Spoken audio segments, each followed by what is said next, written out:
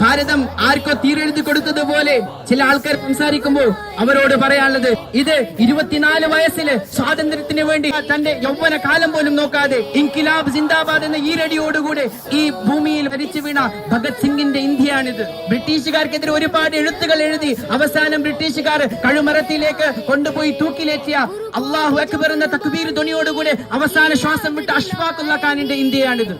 ഭാരതത്തിലെ ഇന്ത്യക്കാരെ കൊന്നൊടുക്കിയ ബ്രിട്ടൻകാർക്കെതിരെ പ്രതികാരം തീർക്കണമെന്ന് പറഞ്ഞുകൊണ്ട് ലണ്ടനിൽ പോയി മൈക്കൽ ഒഡ്വേറിന്റെ നെഞ്ചത്തേക്ക് കയറി വെടിവെച്ചുകൊണ്ട് ഇത് ഭാരതത്തിന്റെ ചോരക്കുള്ള പ്രതികാരം എന്ന് പറഞ്ഞ ഉദ്ധം സിംഗിന്റെ ഭാരതമാണിത്.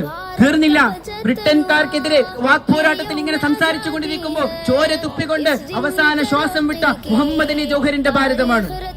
വ്യത്യസ്തമായ മതങ്ങളെ 4000 സംസ്കാരത്തെ ഒറ്റ ഒരു സംവിധാനത്തിന്റെ കീഴിൽ കൊണ്ടുപോകുന്ന ദ ഇൻക്രെഡിബിൾ ഇന്ത്യയാണിത്.